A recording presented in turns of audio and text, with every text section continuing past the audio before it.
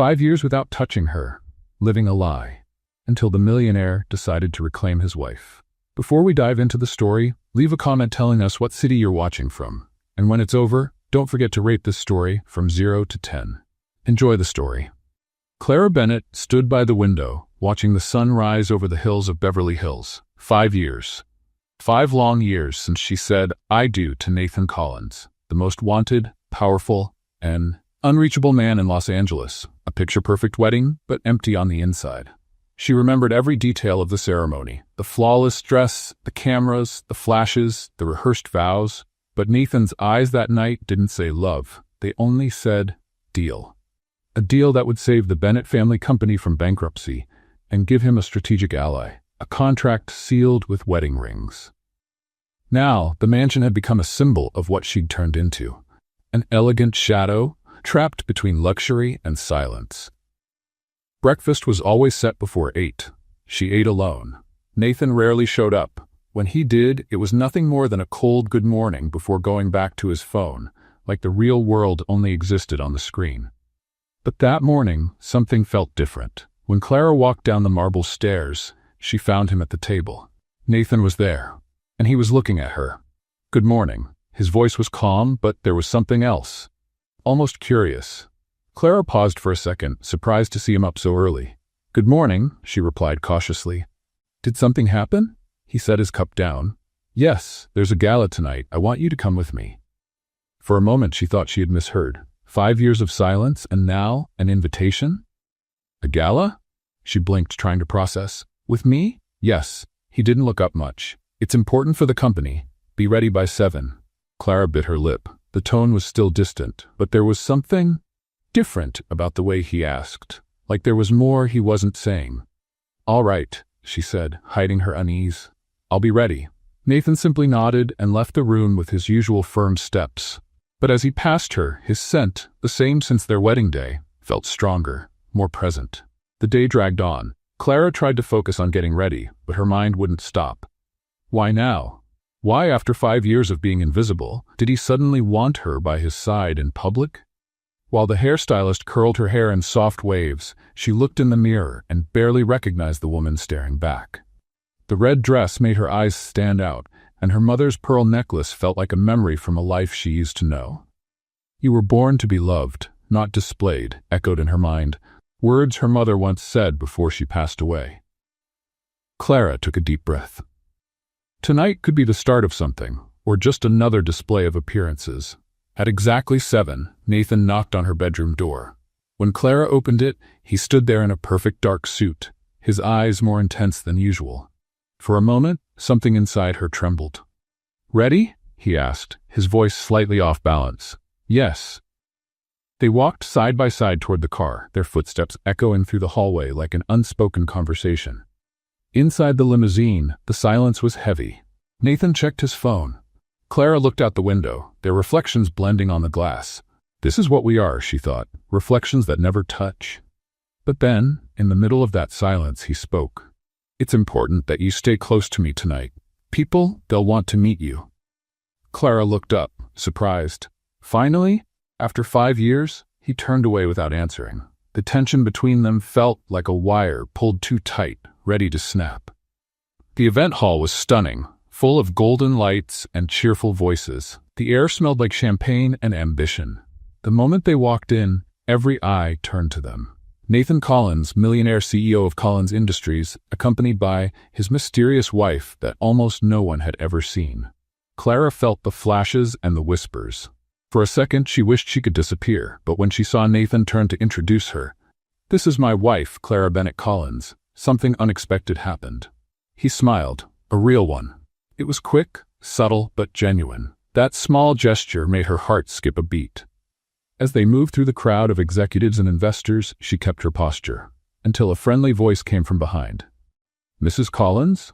I'm Alex Carter, investor with Westfield Group." The man was charming, with a warm smile and sincere eyes.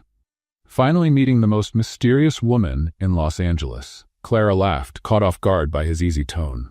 "Mysterious? I think that's a kind way to say reclusive." He laughed out loud. Nathan, sitting next to him, kept a neutral expression. Too neutral. Alex kept the conversation going, amused, and soon Clara felt alive. For the first time in years, someone saw her. Someone listened. But with every laugh, Nathan grew quieter. His gaze turned colder. Later that night, when Alex stepped away to take a phone call, Nathan leaned toward her, discreetly. "You seem to be enjoying yourself." Clara raised her eyebrows, maybe because someone finally wanted to talk to me. Nathan looked away, taking a deep breath.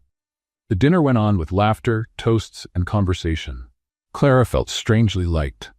There was something freeing about being seen, not just as the CEO's wife. But as the night went on, Nathan's eyes became more restless. He watched her every move, every word, every smile. Until, at the end of the event, Alex came back to say goodbye. "It was a pleasure meeting you, Clara. I hope to see you again soon." Before she could answer, Nathan stepped forward, firm. "I doubt it. My wife has a full schedule." Clara froze. His tone wasn't just protective, it was possessive. The drive home was silent, but different. The air between them felt charged. Clara stared out the window, trying to figure out what had changed, about him and about herself. When the car stopped in front of the mansion, she turned to say something, but Nathan was already watching her. His eyes weren't cold like before. They were intense, confused, almost human. For a moment, neither of them spoke. Then he broke the silence. "You surprised a lot of people tonight." "Including you?" she asked softly. He hesitated. "Including me." And he stepped out of the car before she could say anything else. Clara stayed there a few seconds alone, trying to understand what had just happened. There was something new in the air. Something she wasn't sure was hope or danger. She went upstairs, and when she entered the bedroom, she looked at herself in the mirror. For the first time in 5 years, she felt alive and scared of what that meant. From his own bedroom window, Nathan watched, the city lights reflecting in his eyes. He didn't know what he was feeling. But one thing was clear. For the first time, he truly saw her. The next morning, Clara came down for breakfast, expecting the mansion to be empty as always. But Nathan was there. Again. Sitting at the table, pretending to read the paper, but clearly waiting for her. "Good morning," he said without looking up. "Good morning," Clara replied cautiously. 2 mornings in a row? That was definitely not normal. She poured herself some coffee, feeling his eyes on her back. When she turned, she saw it. Nathan was watching her over the paper, like he was trying to solve a puzzle. "Is something wrong?" Clara asked, raising one eyebrow. "No," he replied too quickly, lowering his eyes back to the paper so obviously she almost laughed. Almost. The next few days were full of strange moments. Nathan started showing up in places he never used to go, in the living room while she read, in the kitchen while she made tea. Once, Clara even caught him standing at the door of her office, just staring. "Do you need something?" she asked, clearly surprised. "No, just passing by." "Passing by?" Clara frowned. "Nathan, this door leads nowhere. It's an office, a dead-end hallway." He cleared his throat, uncomfortable, and walked away quickly. Clara sat there, pen in hand, totally confused. Is he sick? Did he hit his head? Do millionaire businessmen go through midlife crises before they're 40? But the strangest part was yet to come. On Thursday morning, Clara walked into the kitchen and found a cup of coffee already made. With milk. Just the right amount. Exactly how she liked it. She looked around, half expecting hidden cameras. "Nathan?" she called, suspicious.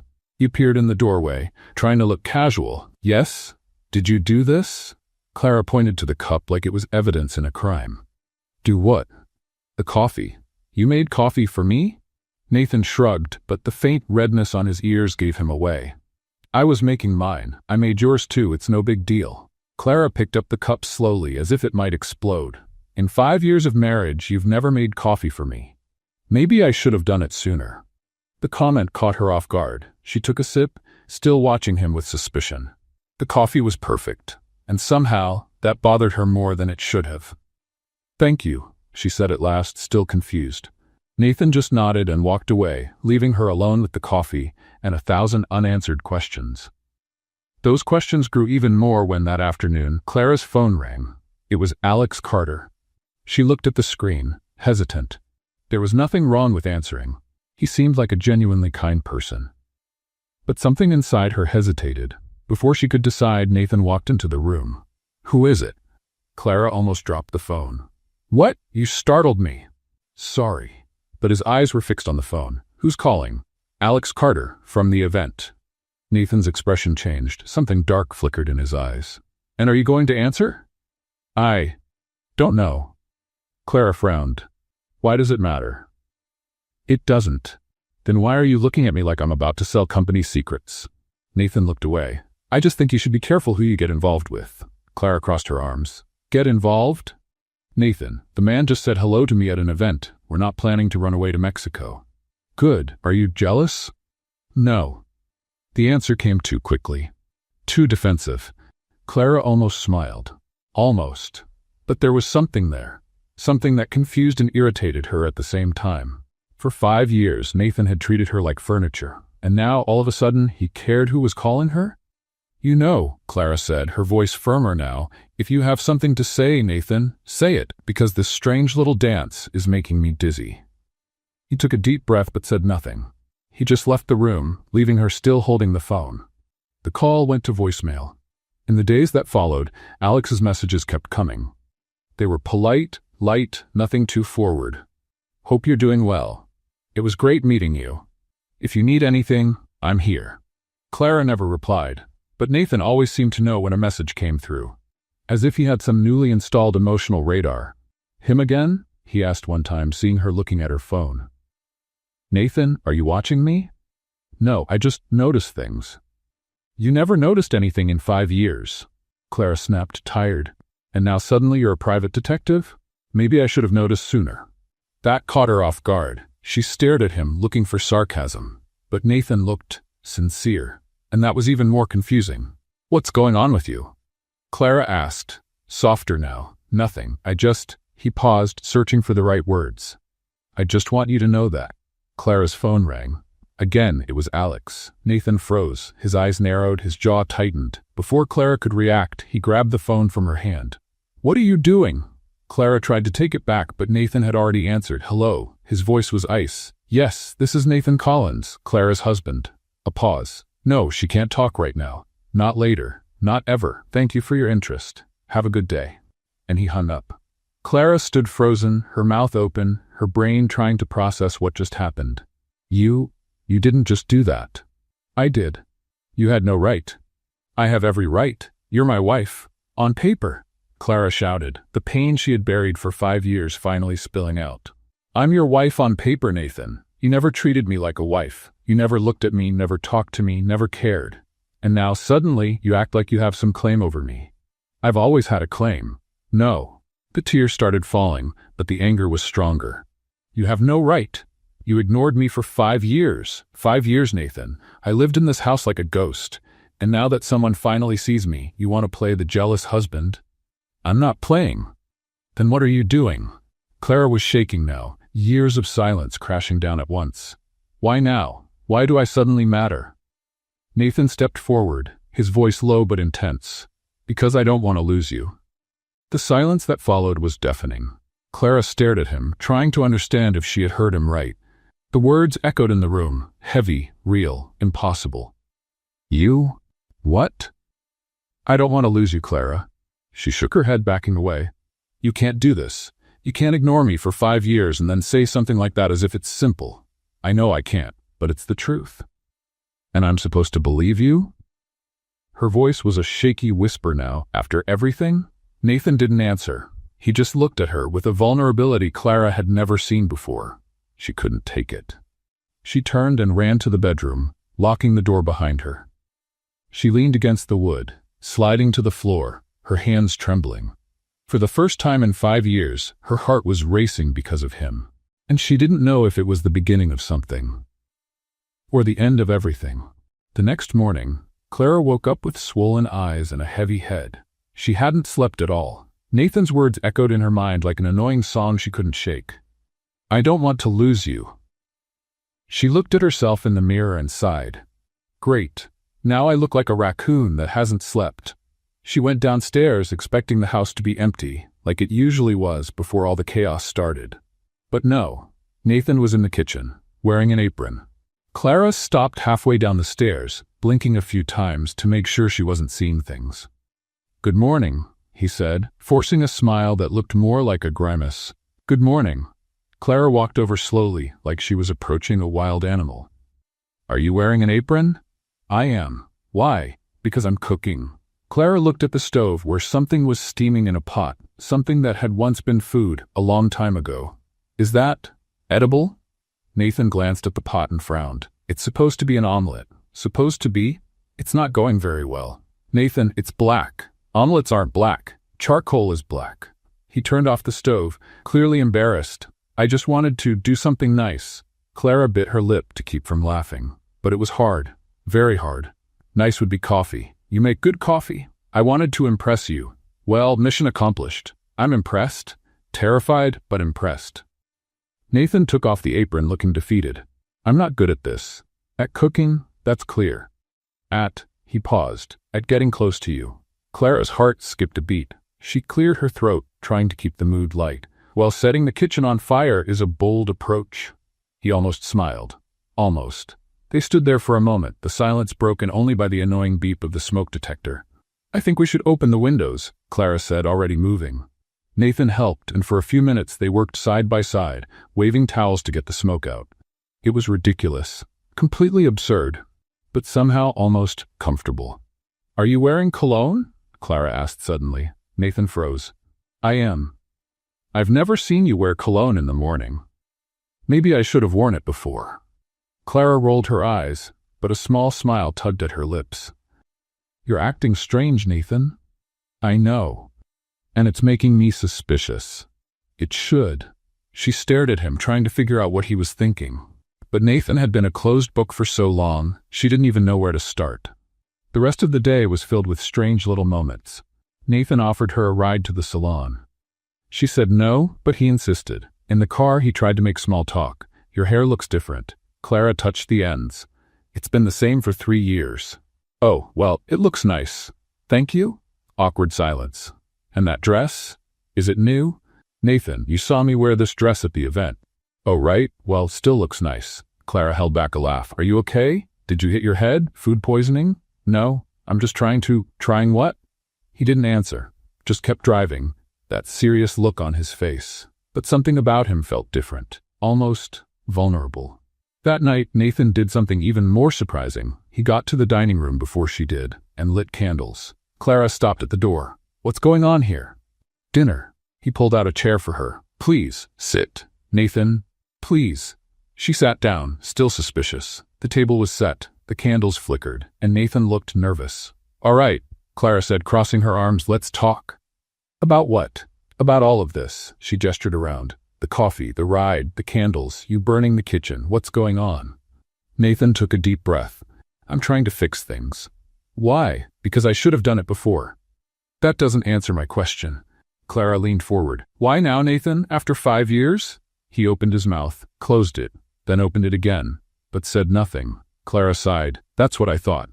It's not easy to explain. Then try. But Nathan just looked away, and the silence returned. Dinner continued in that strange mix of discomfort and something that almost felt like peace. Nathan tried to keep the conversation going. He asked about her day, made random comments. Clara responded cautiously, but little by little she relaxed, until he said, Tomorrow, what do you think about having dinner out?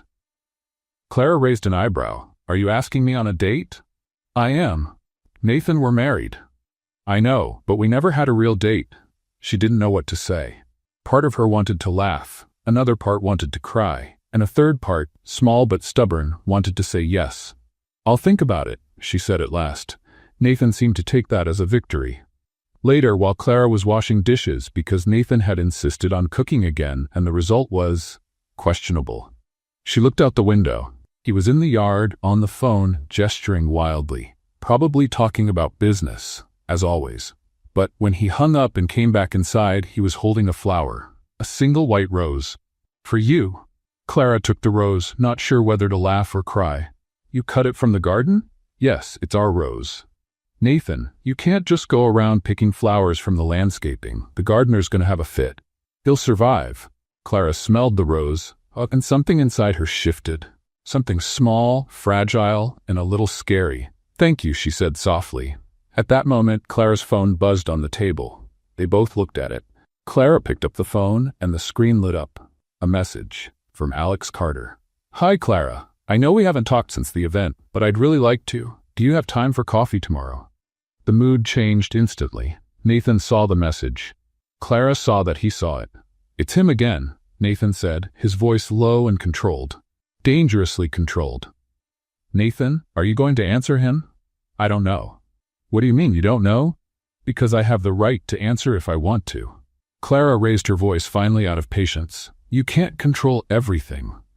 I'm not trying to control. I'm trying to protect. Protect me from what? A polite man who wants to have coffee? Nathan clenched his fists. His jaw was tight, eyes too dark. You really don't get it, do you? Get what? But he didn't answer. He just grabbed his car keys and walked out, slamming the door behind him. Clara stood there, alone in the dining room, holding her phone and the white rose. Her heart torn between anger and something she couldn't name. She stood still in the middle of the dining room, staring at the door Nathan had just walked through. The white rose was still in her hand, its soft petals in sharp contrast to the storm in her chest. Men, she muttered, putting the flower in a glass of water. A mystery wrapped in testosterone and pride. She tried watching TV, tried reading, even tried organizing the kitchen drawers. Nothing worked. Every time a car passed by, her heart jumped, hoping it was his. It wasn't. The hours dragged on. 10 o'clock. 11. Midnight. Clara went upstairs to her room but couldn't sleep. She stared at the ceiling, going over everything that had happened the past few days. The Nathan she knew would never have burned an omelet just to impress her. Never would have picked a rose, never would have shown jealousy. Something had changed. But what? Finally, at 2:15 in the morning, she heard the front door open. Heavy footsteps in the hallway. A pause.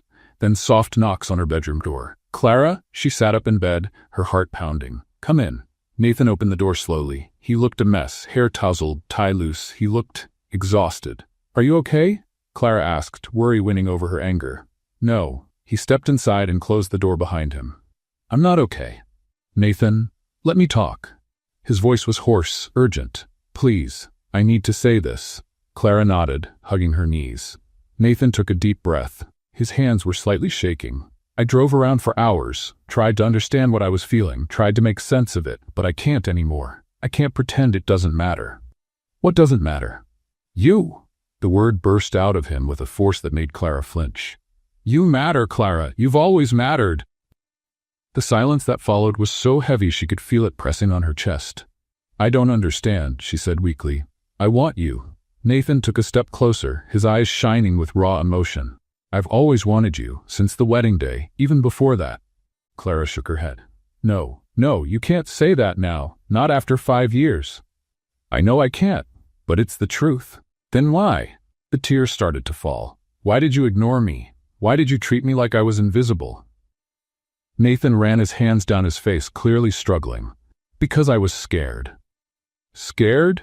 Clara almost laughed, but it came out broken. You're Nathan Collins. You're not afraid of anything. I was afraid of you. He looked right at her, afraid of what you made me feel, of how much I wanted you. My father, he always said emotions were weakness, that love was a dangerous distraction in business, and I believed him. I thought if I kept my distance, if I didn't get too close, I'd be safe. Safe from what? From getting hurt, from losing control, from becoming vulnerable. Clara wiped the tears from her face with the back of her hand. You hurt me, Nathan. You hurt me every day for 5 years. I know. His voice broke. And I'm sorry, more than I can put into words. But when I saw you at that event, laughing with that man, being yourself, I realized what I was losing. I realized how silly my fear was compared to the thought of really losing you. Clara wanted to believe. She really did.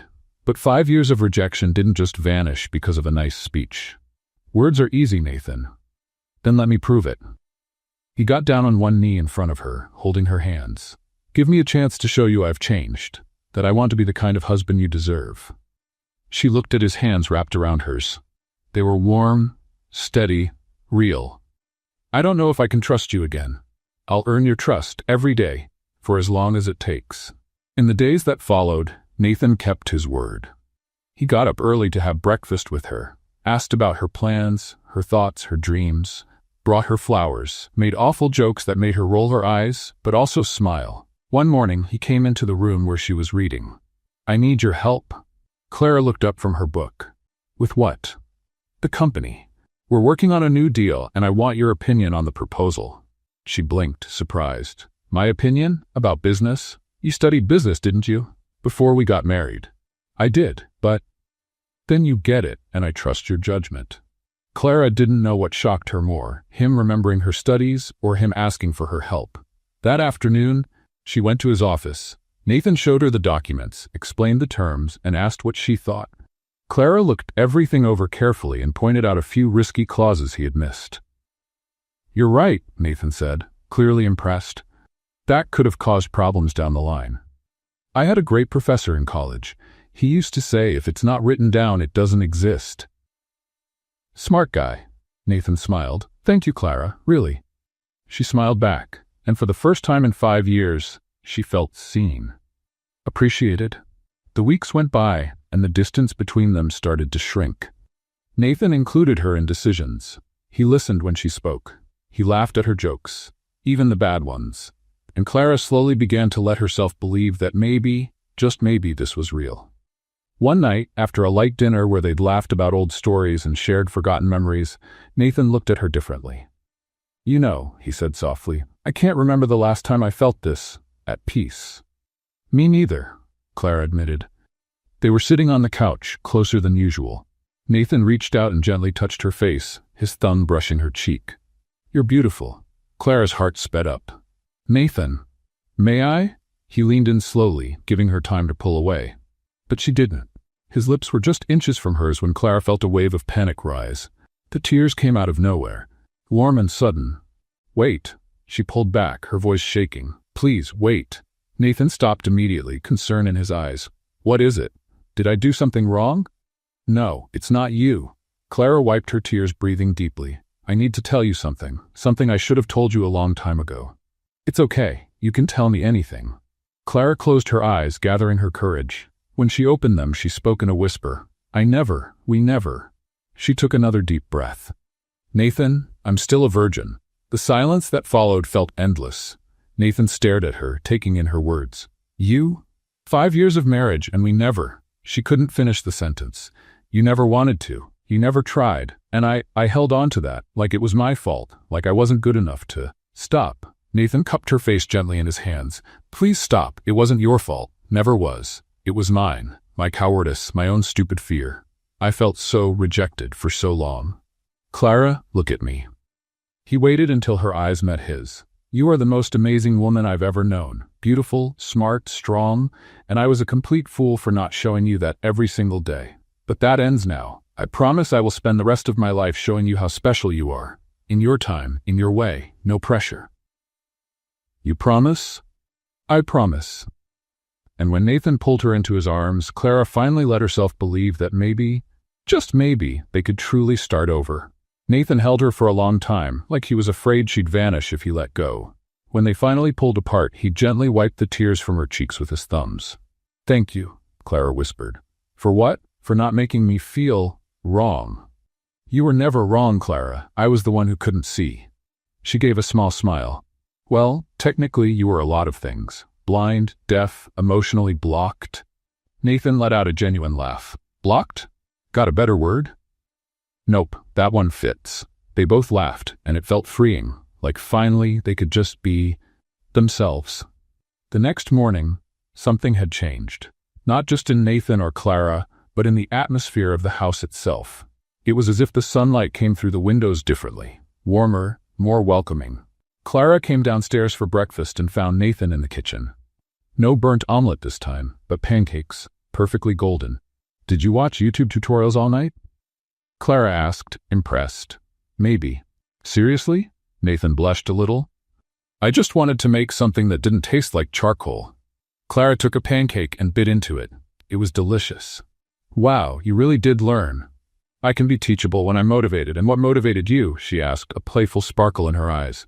"You." The answer was simple, direct, honest. Clara felt her heart skip a little. It was still strange, this new version of Nathan. But it was a good kind of strange. The days that followed were eye-opening. Nathan started waking up early just to have breakfast with her. He asked about her plans for the day, about the books she was reading, about what she thought about absolutely everything. One afternoon, while Clara was watering the garden, Nathan showed up with 2 ice creams. "Thought you might like this." "Ice cream? In the middle of the afternoon?" Clara pretended to be shocked. "Who are you, and what have you done with my husband?" "Your husband was boring. This one's the upgraded version." "Version 2.0? Exactly. Now with emotional features and pancake-making skills." Clara laughed, accepting the ice cream. They sat on the garden bench side by side, in a comfortable silence. "You know," Clara said after a while, "I could get used to this." "To what?" "To you, like this. Present." Nathan laced his fingers with hers. "I'm not going anywhere." At night, they started having real dinners together. Not just sitting at the same table, but actually talking, laughing, sharing stories. Nathan told her about ridiculous work meetings, and Clara replied with such sharp comments that he almost choked from laughing. "How do you make the Collins Industries board sound like a comedy?" Nathan asked one night. "It's a natural gift," Clara shrugged. "You serious business people are basically sitcom characters waiting for a script. Is that comforting or concerning?" "Both." One night, while watching a movie, Clara rested her head on Nathan's shoulder. He froze for a moment, like he was afraid to ruin it. Then slowly he put his arm around her. "Is this okay?" he asked, uncertain. "It's perfect." And it was. For the first time in 5 years, Clara felt at home in her own home. Nathan also changed in other ways. He became slightly jealous, but in an almost comical way. When the grocery delivery guy smiled a bit too much at Clara, Nathan suddenly appeared. "Need help with the bags?" "Nathan, he's the delivery guy. That's literally his job. I know, just being helpful." Clara rolled her eyes but smiled. It was ridiculous, but also sweet. One morning, Nathan walked into her room with a proposal. "I want you to work with me." Clara, who was picking out an outfit, paused. "What do you mean?" "At the company." "You're good at this, Clara. I saw how you handled that contract. I need someone like that on my team." "Are you serious?" "Completely. Only if you want to, of course. No pressure." Clara thought for a moment. The idea was exciting, terrifying, but exciting. "All right, let's give it a try." And so, Clara started working at Collins Industries. At first, it was strange. People looked at her with curiosity, unsure how to treat her. After all, she was the mysterious wife of the CEO. But Clara had a special way of breaking the ice, with humor. When the executive assistant, Janet, hesitated to hand her a stack of documents to review, Clara said, "Janet, I promise I can read. I even have a diploma and everything." Janet laughed, relaxing. "Sorry, Mrs. Collins, I just didn't want to overload you. Call me Clara, and please overload me. I love paperwork. I'm weird like that." From that day on, Janet became an ally. Clara was reviewing old contracts in the office when she found a folder labeled Confidential Bennett Collins Merger. Curious, she opened it. They were documents from their marriage. Not the beautiful ceremony everyone saw, but what came before. The terms, the conditions, the clauses. She began to read. The union between the Bennett and Collins families aims to strategically consolidate both business empires. All right, she already knew that. But then came the next part. Clause 3.2. The Bennett heiress agrees to make public appearances at the discretion of the Collins heir in order to strengthen the joint image of the companies. Clara frowned. Public appearances at his discretion? Was that why Nathan had never taken her to events? She kept reading. Clause 4.1. The couple agrees to produce an heir within 5 years from the date of the wedding. Clara's blood ran cold. An heir. A deadline. 5 years. Clause 4.2. If the previous clause is not fulfilled, the merger will be reevaluated, and the companies may choose to dissolve the agreement, including annulment of the marriage. Her hands began to tremble. A marriage with an expiration date. She was a contractual obligation. With a countdown, and they were in the 5th year. Clara turned to the last page. There were the signatures. Her father's, Nathan's father's, and Nathan's. His signature was firm, confident. Like he knew exactly what he was signing. The tears started before she could stop them. All that time, all the recent affection, the breakfasts, the pancakes, the laughter, was it just because the deadline was near? Did he need an heir and finally decide to pretend he cared? The door opened. Nathan walked in, smiling. "Clara, I was thinking we could go out to dinner tonight. There's a new restaurant that..." He stopped when he saw her face. What happened? Clara held up the documents with shaking hands. When were you going to tell me about this? Nathan's face went pale. Where did you find that? Does it matter? Her voice came out broken. You signed this, Nathan. You signed a contract that turned me into a baby maker with a deadline. Clara, it's not like that, isn't it? She threw the papers onto the table. It's right here, in black and white. 5 years to have a child, or the marriage is annulled. And guess what? We're in the 5th year, and suddenly you've decided you want me. This has nothing to do with... Don't lie to me, Clara shouted, tears now streaming freely.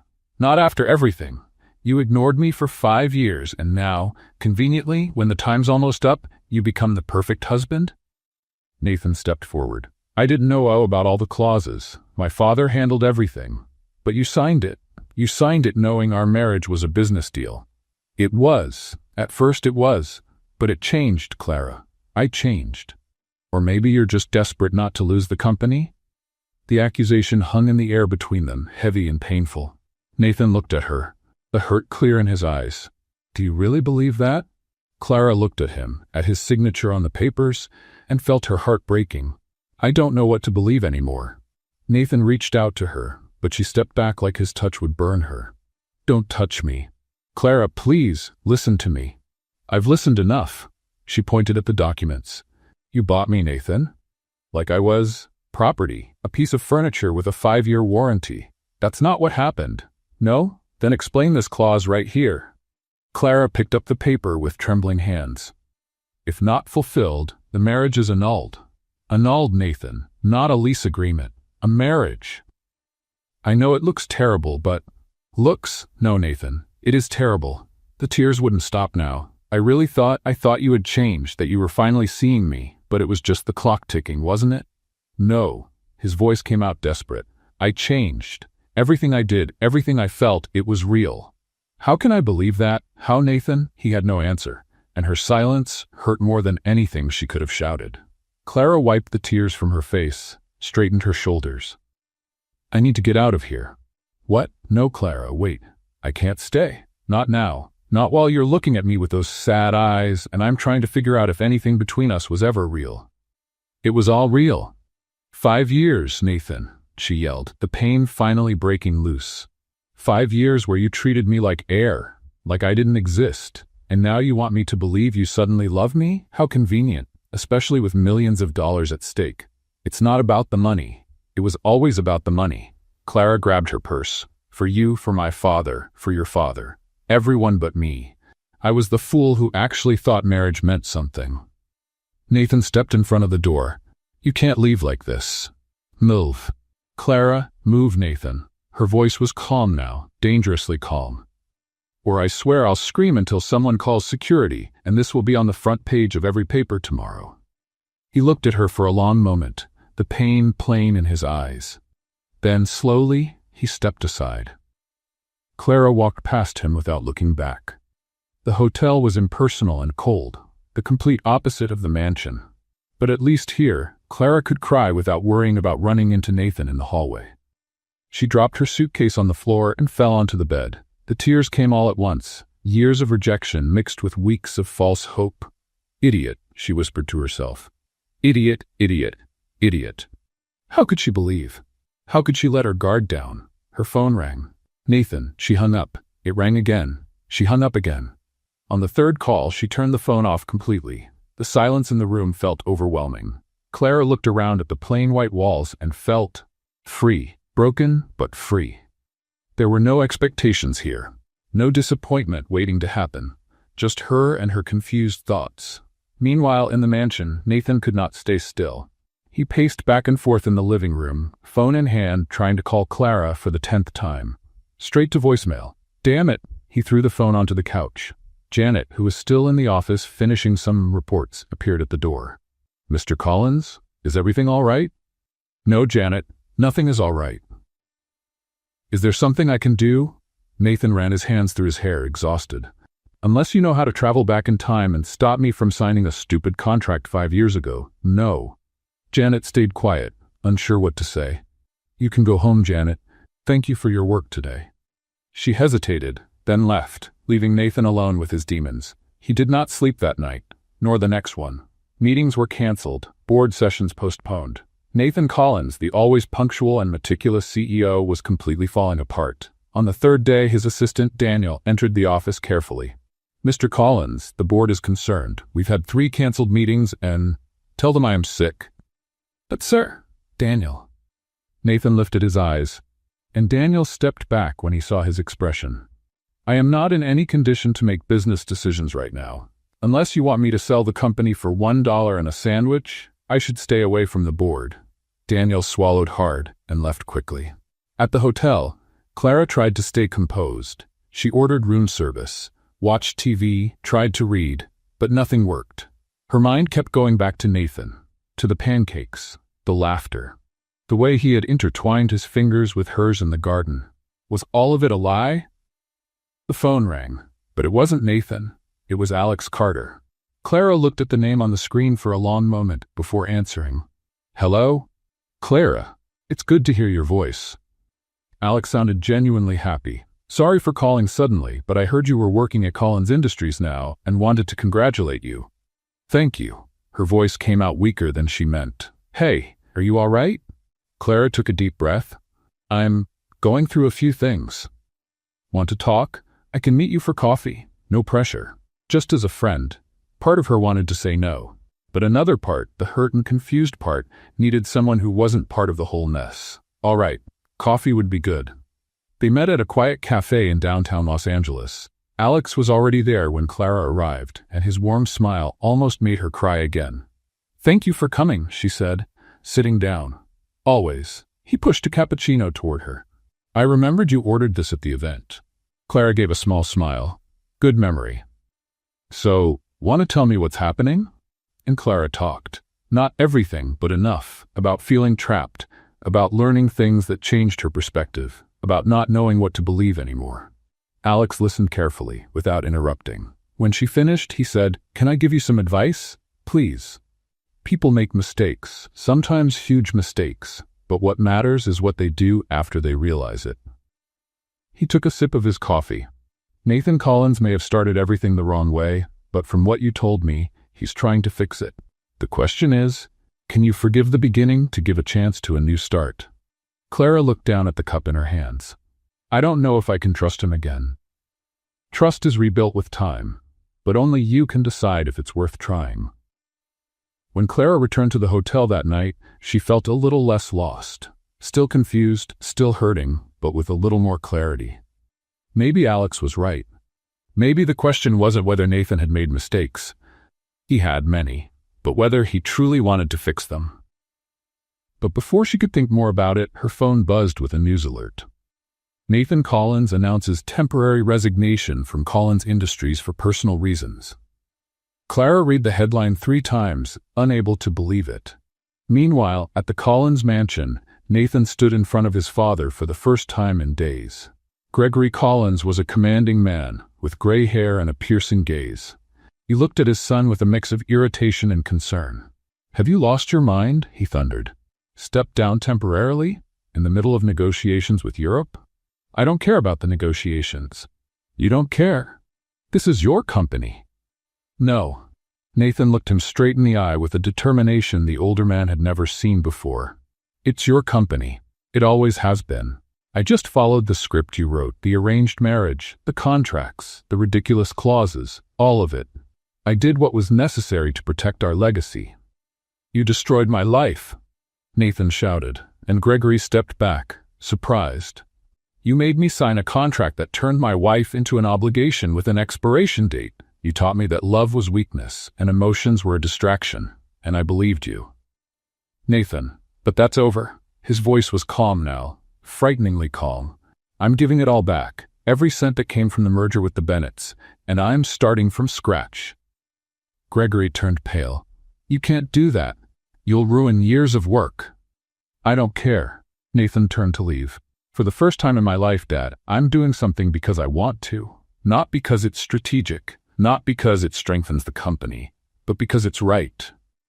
"This is madness." Nathan paused at the door, looking at his father one last time. "No."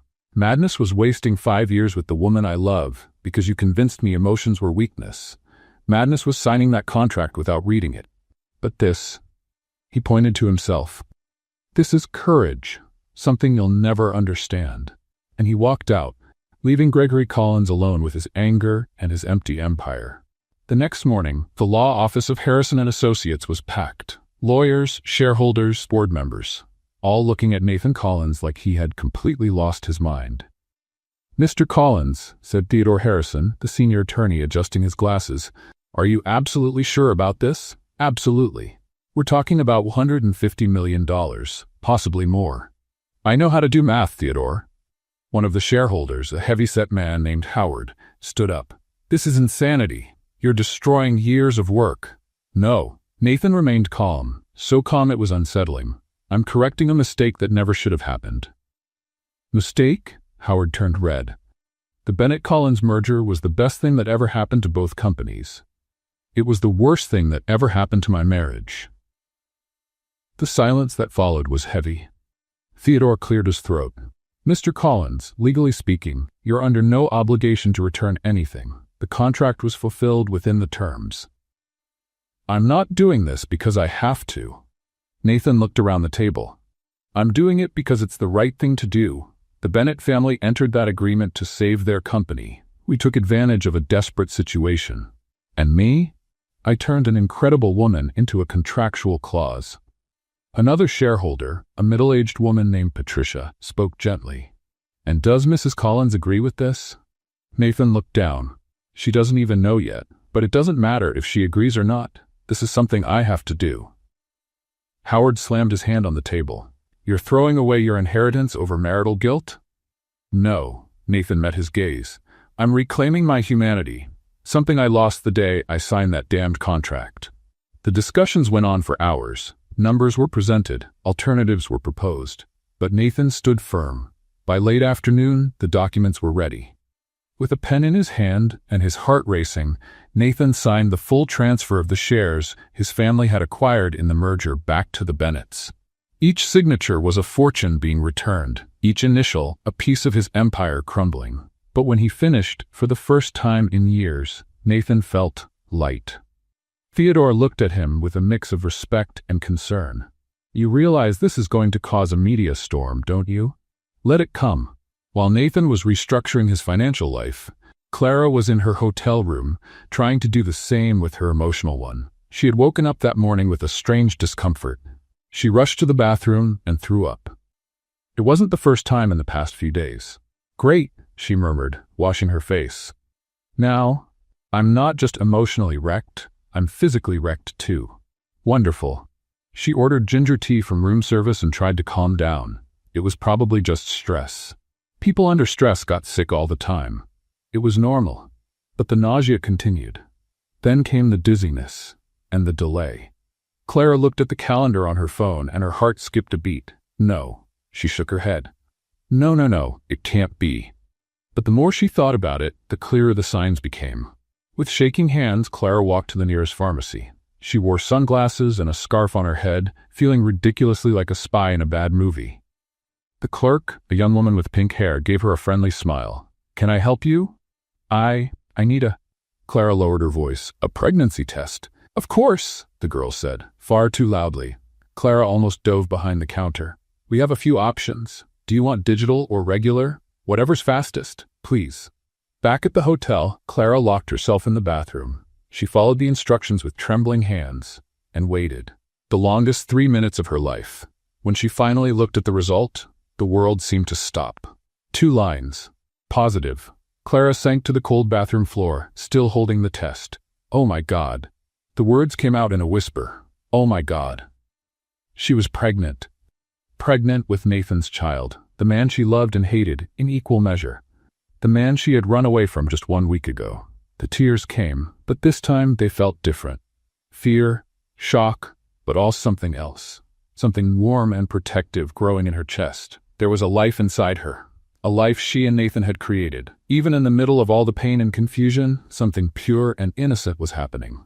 And now, she asked her reflection in the mirror, "What do I do now?" "Tell Nathan? How? Hi, I ran away from you, but guess what? I'm pregnant. Surprise. What if he thought it was a trap? A way to force him to stay? Or worse, what if he stayed out of duty, not love? Clara spent the rest of the day in a storm of thoughts. She paced the room, picked up her phone, then set it down again. Wrote messages she never sent.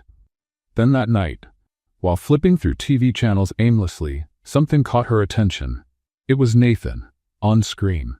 At a press conference. Clara turned up the volume, her heart racing.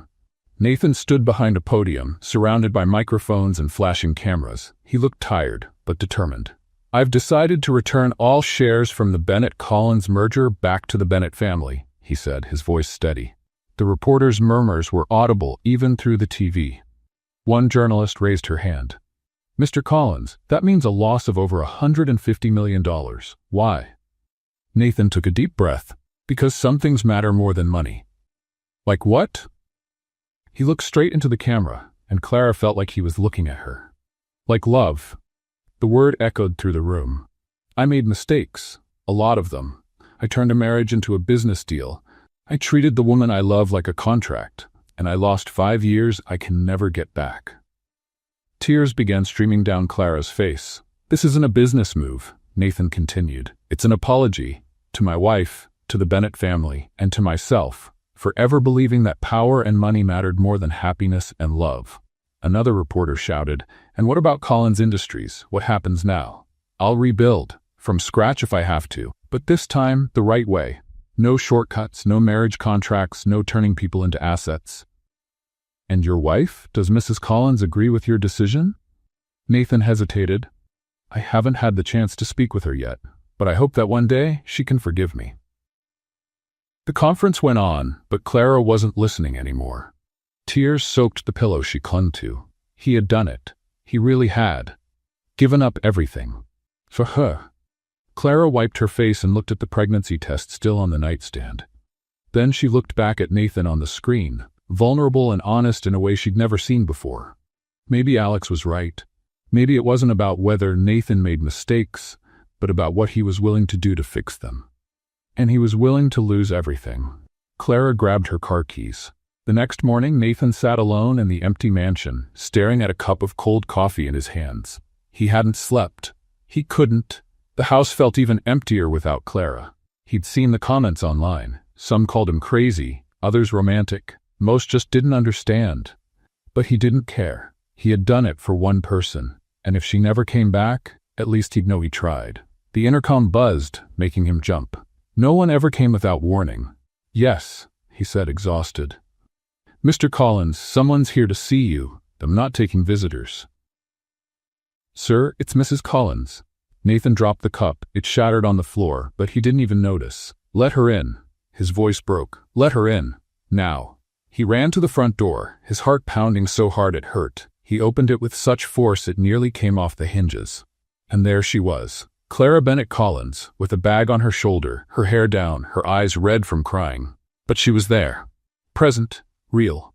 Hi, she said, her voice weak. Hi. Nathan could barely breathe. You came back. I watched your press conference. And, Clara stepped forward, and I think we need to talk. Nathan nodded, unable to take his eyes off her, as if blinking might make her disappear. Can I come in? She asked. Of course. Clara took a deep breath, her hand unconsciously resting on her stomach, where a secret was growing. There's a lot I need to tell you. Clara stepped into the mansion slowly, as if walking into unfamiliar ground. Everything looked the same, the furniture, the paintings, the fresh scent of cleaning products. But at the same time, everything felt completely different. Nathan closed the door behind her, keeping a respectful distance. He looked exhausted, with deep circles under his eyes and an unshaven face, but his eyes were filled with a hope Clara recognized. Would you like to sit? He offered, gesturing toward the living room. I think that's best. They sat on the couch, the same one where they had laughed together just weeks ago. It felt like a lifetime. Silence stretched between them, heavy and full. Nathan wanted to speak first, but was clearly afraid of saying the wrong thing. Clara bit her lip, searching for the right words. I watched your press conference, she finally said. I figured. Nathan ran his hand through his messy hair. It was intense. You really gave it all back? Every cent? Clara shook her head in disbelief. You lost a fortune, Nathan. I didn't lose anything. He looked her straight in the eye. I got my dignity back, and maybe a chance to win you back. The tears came without warning. Clara tried to hold them in, but it was no use. Nathan? Nathan moved closer instinctively, but stopped himself just before touching her.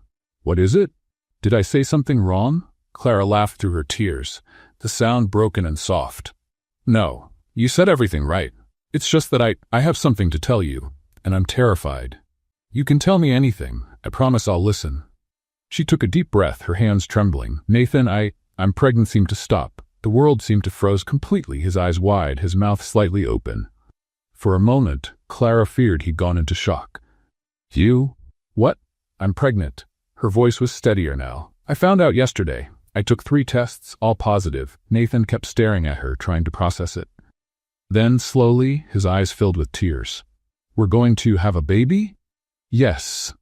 He dropped to his knees in front of her, hands covering his face. His shoulders shook. Nathan?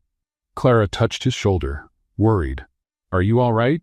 When he finally looked up, he was smiling and crying at the same time, in a wave of emotion so strong it took Clara's breath away.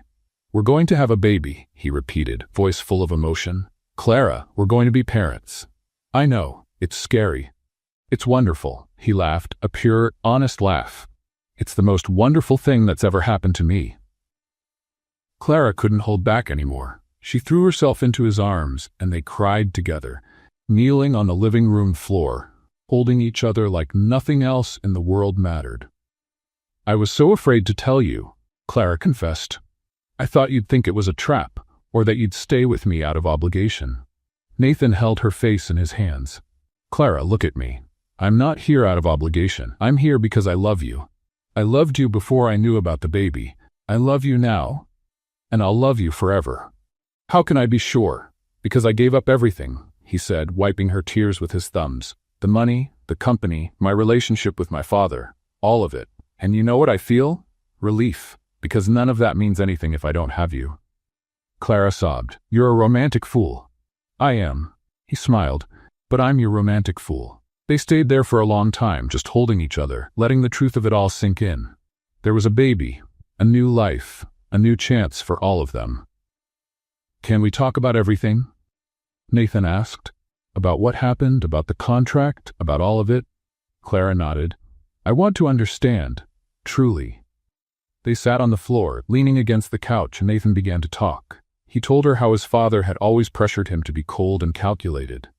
How he grew up believing that feelings were weakness. How he'd signed that contract without really thinking through the consequences, because he was only focused on doing what was right for the business. I was a coward, he admitted. I was so afraid of feeling something for you that I chose to pretend you didn't exist. But Clara, you were always there. In every thought, in every moment. I was just really good at lying to myself. And what changed? She asked softly. That event, seeing you laugh, being yourself with someone else. I realized I was really going to lose you, and the thought was unbearable. Clara took his hand. You hurt me deeply, Nathan. I know, and I'll spend the rest of my life trying to make up for it. I don't want compensation. She looked him in the eye. I want partnership. I want honesty. I want a real marriage. That's all I want too. They talked for hours. About fears, about hopes, about the baby. Nathan wanted to know everything. When she found out, how she was feeling, if she needed anything. I need you to promise me something, Clara said at one point. Anything. Promise you won't turn into that nervous dad who treats his pregnant wife like she's made of glass? Nathan laughed. I can't promise that. I'm already panicking just thinking about you climbing stairs. Nathan! What? Stairs are dangerous. There are statistics. Clara rolled her eyes, but she was smiling. You're going to be unbearable, aren't you? Absolutely. He pulled her closer. But you love me anyway. I do. The words came naturally, without fear. I love you, Nathan Collins, even when you're an overprotective idiot with emotional constipation. Hey, I've overcome the emotional part. True, now you're just the overprotective idiot. They both laughed, and it was freeing, as if all the weeks of tension finally melted away in that one light-hearted moment. You know what's funny? Clara said. For 5 years I dreamed of this moment, of you finally seeing me, and now that it's happening, it feels surreal. It does to me too, Nathan kissed her forehead. But it's real, Clara. I promise it is. He suddenly stood up, startling her. What is it? Wait here, just a minute. Nathan ran upstairs. Clara heard doors opening and closing, drawers being pulled. She laughed, imagining him frantically searching for something. When he came back, he was out of breath and holding a small box. Clara's eyes widened. Nathan, what? He got down on one knee and her heart skipped a beat. Clara Bennett Collins. His voice shook a little. 5 years ago, I married you for all the wrong reasons. For money, for business, for strategy, and I wasted precious years of your life being a foolish coward. Nathan, let me finish. He opened the box, revealing a simple white gold ring with a small diamond. I don't want our marriage to be about contracts or clauses. I don't want you to stay because of a piece of paper. I want you to stay because you want to. The tears returned. So, Nathan took a deep breath. Clara, will you marry me? For real this time? Not for business or family, but for love? Will you give me a second chance to be the husband you've always deserved? Clara looked at him, that man who had made so many mistakes, but who was now here, vulnerable and sincere, offering his heart with no defenses. Yes. The word came out in a whisper. Yes, I will. Nathan slipped the ring onto her finger, his hands shaking so much he nearly dropped it. Clara laughed through her tears and held his hand to help. When the ring was finally in place, Nathan pulled her into a hug so tight she could hardly breathe. Thank you, he whispered into her hair. Thank you for giving me this chance. Thank you for fighting for us. They stayed that way for a long time, wrapped in each other's arms on the living room floor. The simple ring shining on Clara's hand, a baby growing inside her. And finally, a real future beginning to take shape. 3 months passed like a dream. Clara was now almost 5 months pregnant, and her belly had started to show in the most beautiful way. Nathan, as expected, had become absolutely unbearable in the best possible way. You shouldn't be carrying that, he said for the 1,000th time, trying to take the light bag Clara was holding. Nathan, it's a purse. It weighs less than 2 pounds. But you're carrying our child. That's more than enough weight. Clara rolled her eyes, but smiled. You need to relax, or you'll have a heart attack before the baby is born. Impossible. I bought a book on mindful fatherhood. I've learned breathing techniques. Breathing techniques are for me, not you. I know, but I'll need them so I don't faint in the delivery room. Janet, who'd been watching from the office doorway, couldn't hold back a laugh. Clara winked at her, and the assistant finally burst out laughing. Sorry, Mrs. Collins, but you two are just too sweet. Adorable? Clara pretended to be offended. I prefer hilariously functional. In those months, Nathan had kept every promise. The mansion, once cold and quiet, now echoed with laughter. They had coffee together every morning. They had dinner while talking about everything and nothing. And Nathan, true to his overprotective nature, had already turned an entire room into a nursery. Even though Clara kept insisting it was too early. Is it too pink? He asked one night, looking at the walls he had painted himself. Considering we don't know the gender yet, yes, it's very pink. But what if it's a girl? And what if it's a boy? He'll grow up thinking he lives inside a flamingo. Nathan frowned. I can repaint it. Nathan, no. Clara held his hand. It's perfect, and if it's a boy, we'll paint it later. No drama. Are you sure? Completely. Now come here. This flamingo is hungry. The idea to renew their vows came up on an ordinary morning while they were having coffee. You know, Nathan said, playing with Clara's fingers, I've been thinking. That's never a good sign. Hey, he pretended to be offended. I do have good ideas sometimes. Sometimes is the key word. Well, this one is good. Nathan stood up and knelt in front of her. Clara was used to these dramatic gestures of his. How about we renew our vows? Clara froze with her cup in midair. Renew? Yes, a real ceremony. Small, intimate. Just the people we love. No contracts, no pressure. Just the two of us promising to stay together because we want to. Her eyes filled with tears. Pregnancy hormones, of course. You really want that? More than anything. I want to start our story again. The right way. Then yes, she smiled through the tears. Let's renew our vows. The ceremony was set for a sunny autumn Saturday. They chose the mansion's garden, decorated simply with white flowers and light wooden chairs.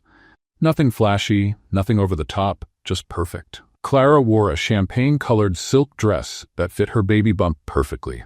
Her hair was loose in soft waves, topped with a small flower crown. She looked radiant. Nathan was waiting for her at the simple altar, and when he saw her, his eyes filled with tears. "You look," he couldn't finish the sentence. "Beautiful, huge, like a whale?" Clara joked. "Perfect." He took her hands. "You look perfect." They had only invited 20 people, Janet and Daniel from the company, a few of Clara's close friends, and surprisingly, Gregory Collins was there too. Nathan's relationship with his father was still complicated, but they were trying. Gregory came up before the ceremony. "Son," his voice was less commanding now, almost humble. "Dad, Gregory hesitated. "I was wrong about a lot of things, and I want you to know I'm proud of you, of the man you've become." Nathan was speechless for a moment. "Thank you, Dad. That means a lot." They hugged, brief but sincere. Clara watched from a distance, smiling. The ceremony was led by a cheerful officiant named Thomas, who had a knack for making everyone laugh. "Nathan," Thomas began, "do you promise to love this woman, respect her choices, and stop panicking every time she walks up a staircase?" Laughter echoed. Nathan blushed. "I promise, or at least I'll try." "Clara, do you promise to love this man even when he becomes a neurotic and overprotective dad?" "I promise." She squeezed Nathan's hand, "even when he's unbearable." "Hey, truth hurts, dear." More laughter. When it was time for their personal vows, Nathan took a deep breath. "Clara, I wasted 5 years pretending you didn't exist. 5 years being a coward, but you gave me a second chance. And I promise, here in front of God and everyone, I will spend the rest of my life being worthy of that chance. I'll love you on the good days and the bad. I'll support you. I'll make you laugh, even with terrible jokes. And I'll be the best father our child could have." Clara wiped her tears. "Oh my goodness, how am I supposed to top that?" "You don't have to. Just be you." "Okay." She took a deep breath. "Nathan, you were my biggest mistake and my best decision. For years I hated you for ignoring me, but now I understand that sometimes people need to get lost to find themselves. You were lost, but you found your way, and I love you for that. I promise to support you, challenge you when needed, and make fun of your neurosis when you're being impossible." "Is that a threat?" "It's a promise." Everyone laughed, and Thomas declared them, officially this time, husband and wife. The kiss was gentle, full of promises and new beginnings. During the party, while Clara chatted with Janet about nursery decorations, someone walked up to her. "Clara?" She turned and widened her eyes. "Alex." Alex Carter was there, looking as sharp as ever, with a warm, genuine smile. "Surprised?" "Completely. What are you doing here?" "Nathan invited me," Alex said with a smile. "He said it was important for both of you." Clara looked at her husband, who gave her a wave from a distance. Her heart filled up. "I came to wish you well," Alex continued. "Truly, you both deserve it. Thank you, Alex, for everything, for being kind when I needed it." "It was a pleasure meeting you, Clara, and now I'll say goodbye." He extended his hand. "I've got a flight to New York in a few hours, new business opportunity." Clara shook his hand. "Good luck, and thank you, really. Take care of him, and let him take care of you too." "I'll try." Alex said goodbye to Nathan with a firm handshake and left. Clara felt like a chapter had closed. That man had represented a moment of confusion, but also clarity, and now he was gone, leaving only room for the future. Nathan stepped onto the small makeshift stage and raised his glass. "I'd like to make a toast." Everyone turned toward him. "To new beginnings, to second chances, and to never letting pride win over love again." "Clara, you taught me that real wealth isn't in bank accounts, but in waking up next to someone you love, and I promise, here and now, to honor that every day." "To love," everyone shouted. Clara wiped her tears again. "Hormones," she murmured. "Of course," said Janet, standing beside her. "Definitely just the hormones." 2 weeks later, Clara and Nathan were at a rented beach house in Malibu for their honeymoon. Nothing fancy, just a cozy place with an ocean view. "Are you sure you're comfortable?" Nathan asked for the 100th time. "Nathan, I'm fine. Stop treating me like I'm made of glass. You're carrying our baby. You're more valuable than glass." That was sweet. Still neurotic, but sweet. They spent their days walking on the beach, talking about everything. About baby names. About what life would be like with a child. About the dreams they'd put on hold and could now finally pursue. What if it's a boy? How about Nathan Jr.? Nathan suggested. Absolutely not. Why not? Because one of you is enough, thank you very much. Clara laughed. How about something classic? Thomas? Michael? What if it's a girl? Grace? Or Sophie? Or Lily? Nathan gently touched her belly. Lily Collins, that sounds beautiful. It really does. One night, while they were having dinner on the porch watching the sunset, Nathan's phone rang. He glanced at the screen and frowned. Who is it? Clara asked. Jonathan Price, an old business partner. Are you going to answer? Nathan hesitated, but picked up. Jonathan? Clara watched as his expression shifted. Surprise, interest, then caution. I see. That's an interesting offer, but risky. Nathan looked at Clara. Can I think about it and get back to you? He hung up and stared at the phone. What is it? Clara leaned in. Jonathan has a business proposal. Nathan took a deep breath. A sustainable tech startup. High risk, but high potential too. And are you interested? I am. He reached for her hand. But not without talking to you first. We're partners now, remember? Clara smiled. Tell me more about the offer. Nathan spent the next hour walking her through Jonathan's proposal. The startup focused on renewable energy technology for low-income communities. The initial investment was significant, but the social impact would be huge. It's risky, Nathan admitted. Very risky, but it's exactly the kind of project that makes sense now. Clara bit her lip, thinking, and what would your role be? Jonathan wants me as co-founder, but here's the interesting part.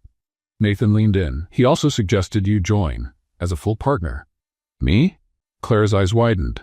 Nathan, I just barely went back to work. And you were amazing. Janet won't stop talking about how you reorganized the entire filing system. Daniel calls you the efficiency fairy. He does not. He does, just not in front of you. Clara laughed, but she was clearly unsure. What if it doesn't work? What if I mess everything up? Nathan held her hands. Impossible. You're smarter than most business people I know. And this time, it wouldn't be my company you're working at. It would be our company, together from the beginning. Collins and Bennett Consulting? Clara suggested. Actually, I was thinking of something else. Nathan smiled. How about Bennett and Collins? You first. You're joking. I'm completely serious. Clara felt her eyes well up. Again, those hormones. This means a lot to me. I know. That's why I want to do it right. They stayed up late, talking through all the possibilities. Clara shared her concerns. What if work took over their lives? What if they started arguing again? What if the baby came right in the middle of all the chaos? Then let's set some rules, Nathan suggested. Clear boundaries between work and home. No business talk after 8 p.m. Weekends are sacred. Family time only. What if something urgent comes up? We handle it together. As partners. Clara took a deep breath. All right, let's do it.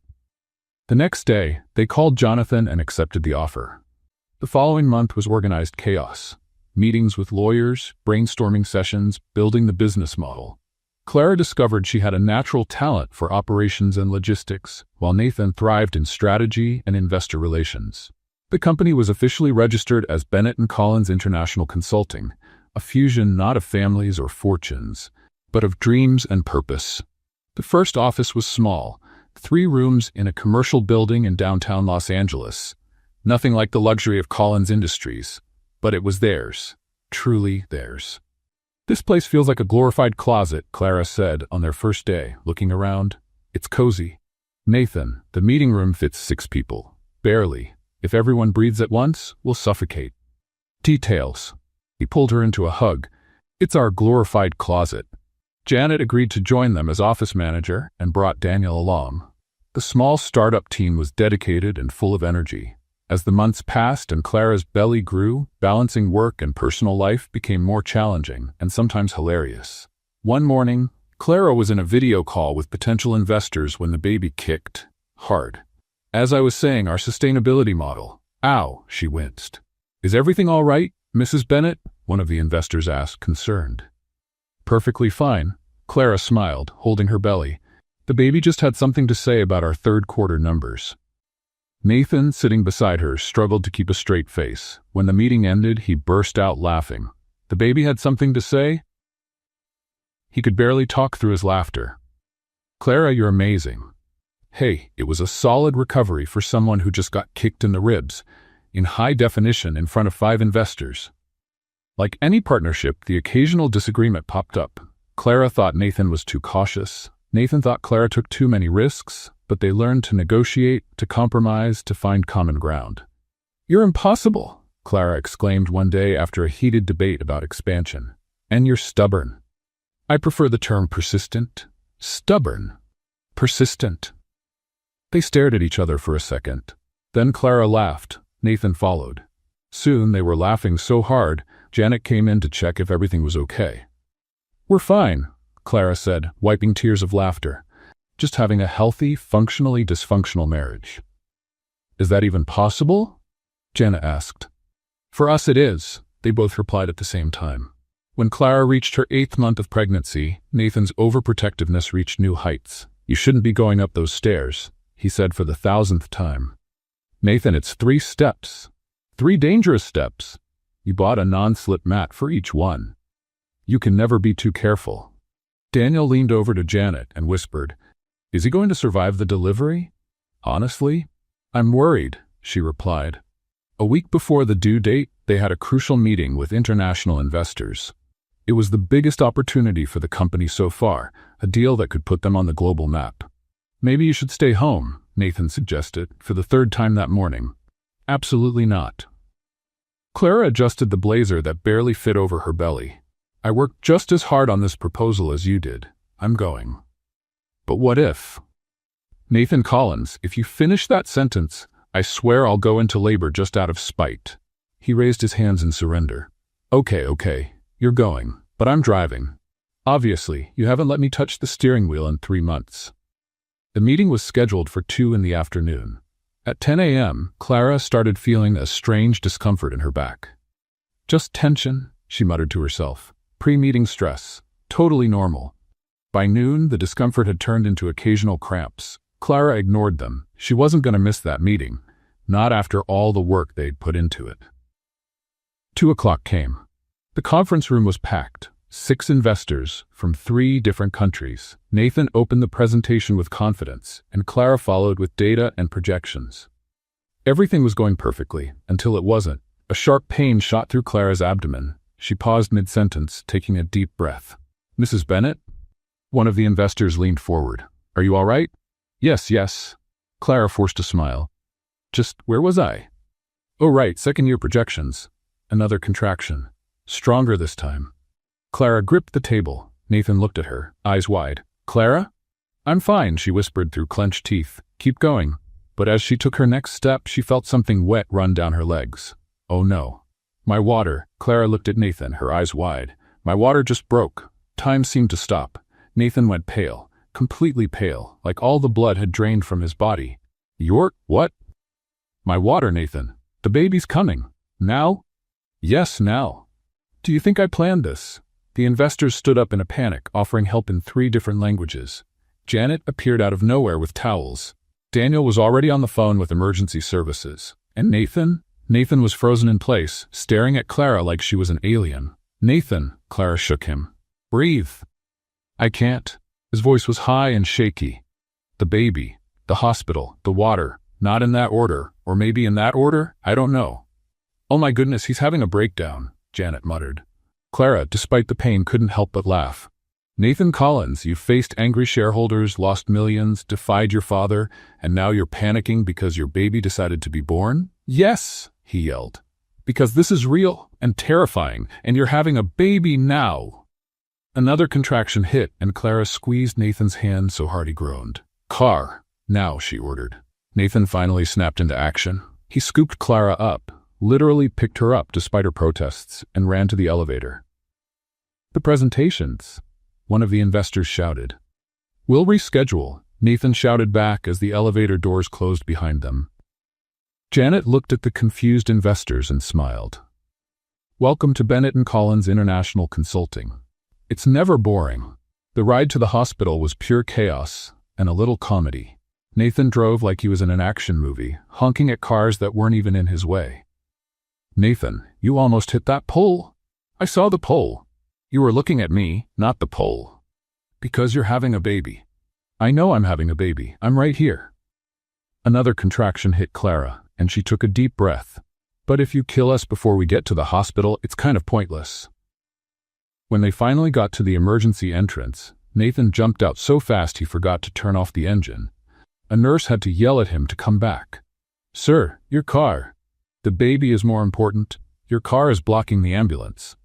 Nathan ran back, shut off the car, tossed the keys to the valet, and rushed to Clara, who was being placed in a wheelchair. "I'm here," he said, grabbing her hand. "I'm not leaving you." "Nathan, you were gone for 15 seconds. It was the longest 15 seconds of my life." The medical team wheeled them into the delivery room. A nurse named Linda, a warm woman in her 50s, tried to calm Nathan down. "Mr. Collins, you need to breathe." "I am breathing." "You're hyperventilating. Sit down before you faint." "I'm not going to faint." 2 minutes later, Nathan was sitting with his head between his knees, while Linda offered him water. Clara, even in pain, couldn't stop laughing. "You practiced breathing techniques for 3 months, and you're being more dramatic than me." "This is different," he said, muffled. "When we practiced, you weren't having real contractions." Dr. Harrison, the OBGYN, walked in with a calm smile. "Well, looks like we've got a baby eager to meet the world." He glanced at Nathan. "And a dad eager to meet the floor." "I'm fine," Nathan said, standing up shakily. "Of course you are," Dr. Harrison winked at Clara. "We've got a bucket ready, just in case." The next few hours were intense. Clara was strong, stronger than she ever imagined. Between contractions, she cracked jokes to keep spirits up and to distract Nathan, who was clearly on the verge of a nervous breakdown. "You know," she said at one point, "if I survive this, you're not allowed to complain about anything for the next 10 years. "Agreed completely," Nathan said, kissing her forehead. "You're the most amazing woman in the world. Remember that when I wake you up at 3 a.m. to change a diaper, I'll change every diaper. Forever. I'm holding you to that." After 6 hours of labor, Dr. Harrison finally announced, "It's time. With the next contraction, I want you to push, Clara." Nathan held her hand, and Clara squeezed it so tightly that he winced. But he didn't complain. He just stayed there, whispering words of encouragement. "You can do this. I know you can. You're strong. You're amazing." Then, in a moment that felt like time had stopped, a cry filled the room. "It's a boy," Dr. Harrison announced, holding up a small, perfect baby. Clara started crying. Nathan did too. Nurse Linda, who had witnessed hundreds of births, wiped her eyes quietly. The baby was quickly cleaned and placed on Clara's chest. She looked at that red, wrinkled little face and felt her heart overflow. "Hi, little one," she whispered. "We've been waiting for you for so long." Nathan, kneeling beside the bed, gently touched the baby's tiny hand. The boy grabbed his finger with surprising strength. "He's perfect," Nathan said, his voice choked. "Absolutely perfect." "What should we name him?" Clara asked. Nathan looked at her, then at their son. "How about Henry? Henry James Collins." "Henry." Clara tried the name. "Henry Collins. I love it." "Welcome to parenthood," Dr. Harrison said with a smile. "Get ready to never sleep through the night again." "I don't mind," Nathan answered, eyes still on his son. "I'd do it all again. 1,000 times." The months that followed were a roller coaster. Sleepless nights, endless diapers, cries that made no sense, and lots of coffee. But there were also first smiles, first laughs, and that unique baby smell that made all the exhaustion fade away. Bennett and Collins International Consulting thrived despite, or maybe because of, the chaos. The investors who had witnessed Clara's labor sent flowers and became loyal partners. After all, as they said, if the couple could manage a crisis like that with grace, they could handle any business challenge. The mansion, once cold and quiet, was now full of life. Baby laughter echoed through the halls. Colorful toys filled the living room. And every Saturday morning, the smell of perfectly golden pancakes, Nathan had become an expert, filled the house. Gregory Collins became a surprisingly devoted grandfather. He visited every week, always bringing a new gift for Henry and a silent apology in his eyes. Janet and Daniel became honorary aunt and uncle, always ready to babysit so the couple could enjoy the occasional night off. A year passed like a dream. On Henry's first birthday, Clara and Nathan threw a garden party.